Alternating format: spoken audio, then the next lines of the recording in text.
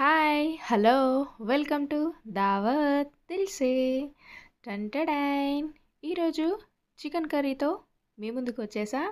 Late లేకుండా రెసిపీని చూసే ముందు ఫస్ట్ అయితే ఛానల్ని ఫస్ట్ టైం చూస్తున్న వాళ్ళు కాస్త సబ్స్క్రైబ్ చేయండి అబ్బా.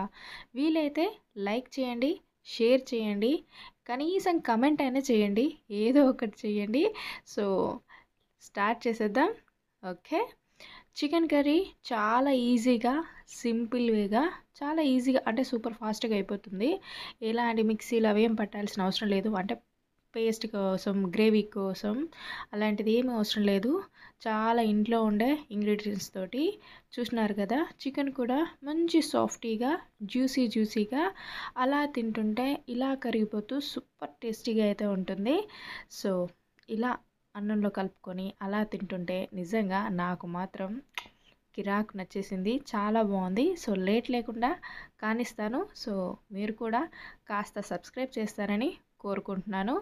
సో ఫస్ట్ బైట్ అయితే తినేసేయండి. So let start. Chicken, so ఒక హాఫ్ కేజీ చికెన్ తీసుకున్నాను. ఫస్ట్ అయితే నీట్గా కడిగి పెట్టేసుకొని దాంట్లోకి 1/2 టీ స్పూన్ పసుపు, 1/2 టీ స్పూన్ అల్లం వెల్లుల్లి పేస్ట్, అలాగే మీకు రుచికి సరిపడా కారం వేసుకోండి. నేను కారం కాస్త గట్టిగానే తింటాను కాబట్టి నాకు రుచికి తగినట్టు వేసుకున్నాను. అలాగే ధనియా పౌడర్ 2 టీ స్పూన్స్, జీరా పౌడర్ 1/2 టీ స్పూన్, అలాగే పెరుగు ఉంటే వేసుకోండి. సో బాగుంటుంది. ఇందులో మనం ఎలాంటి పేస్ట్ కోసం అంటే వేరే గ్రేవీ కోసం ఏది యూజ్ చేయట్లేదు. పెరుగు మంచి చికెన్ సాఫ్ట్గా ఉంటుంది, అలాగే గ్రేవీ కూడా బాగుంటుంది. ఇలా బాగా కలిపేసి పక్కన పెట్టేయండి. మీరు కాస్త ఉప్పు కూడా వేసుకోండి. నేను ఉప్పు వేయలేదు, ఎందుకంటే నేను వాడే కారంలోనే కాస్త ఉప్పు ఎక్కువగా ఉంది కాబట్టి నేను ఉప్పు వేయట్లేదు. సో అది కాస్త చూసేసుకోండి. స్టవ్ వెలిగించి కడాయి పెట్టేసుకొని ఆయిల్ వేసుకుందాం.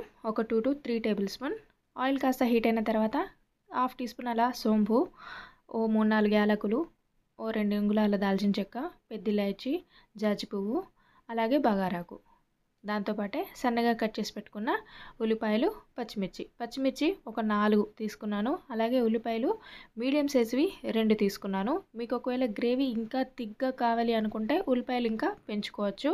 సో మనం ఉల్లిపాయలు పెంచుకున్నప్పుడు మనం వేసుకునే కాస్త కారం కూడా పెంచుకోవాల్సి వస్తుంది, ఎందుకంటే కాస్త స్వీట్నెస్ వస్తుంది ఉల్లిపాయలు ఎక్కువగా వేసుకుంటే. సో అది చూసుకొని వేసుకోండి. ఉల్లిపాయలు కాస్త లైట్గా వేగిన తర్వాత 1/2 టీ స్పూన్ లైట్గా పసుపు వేసాను, ఆల్రెడీ మనం మ్యారినేషన్లో వేసాం. అలాగే 1/2 టీ స్పూన్ అల్లం వెల్లుల్లి పేస్ట్ వేసేసి అల్లం పచ్చివాసన పోయిన తర్వాత మనం ఇందాక కలిపి పెట్టేసుకున్నాం కదా చికెన్ని వేసేసుకుందాం. సో ఈ మసాలా అంతా కూడా వేసేసి దాంట్లోనే కాస్త నీళ్ళు పోసి పక్కన పెట్టేసుకుందాం. ఫస్ట్ అయితే చికెన్ని కొంచెం హై ఫ్లేమ్లో పెట్టేసి చికెన్ మస్తు అంటే బాగా హీట్ కావాలి, కాస్త వేడయ్యే వరకు అలా మూత పెట్టేసి ఫ్రై చేసుకుందాం. ఓకే, ఒక 2-3 నిమిషాల తర్వాత ఓపెన్ చేసి ఇప్పుడు ఫ్లేమ్ని తగ్గించేద్దాం. చికెన్ బాగా హీట్ అయిపోయింది కదా. ఓకే, ఒకసారి బాగా కలుపుకొని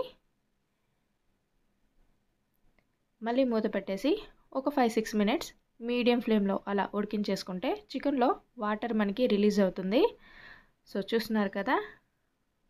ఓకే, ఇప్పుడు చికెన్లో ఆల్మోస్ట్ ఆ వాటర్ అంతా కూడా కాస్త కొంచెం ఎగిరిపోయే వరకు మనం ఫ్రై చేసుకున్న తర్వాత ఇందాక మ్యారినేషన్ బౌల్లోనే వాటర్ వేసి పెట్టుకున్నాం కదా, మీకు సరిపడా వాటర్ని వేసుకోండి. సో నేను 1 గ్లాస్ ఆఫ్ వాటర్ అయితే వేసుకున్నాను. సో నాకు ఇది సరిపోతుంది. నేను కాస్త మరీ థిక్ గ్రేవీ కాదు, అలా అని చెప్పి పల్చగా కాదు, మీడియంలో ఉండేటట్టు వేసుకున్నాను.